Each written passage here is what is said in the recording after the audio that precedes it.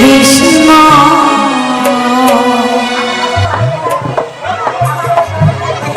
হরে কৃষ্ণ।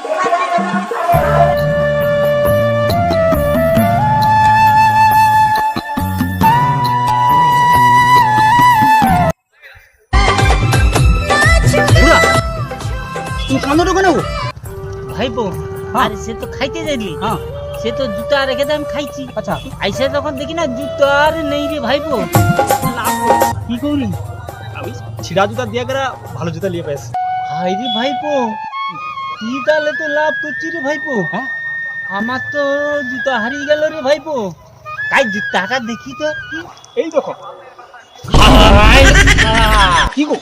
কি তো আমার কি গো?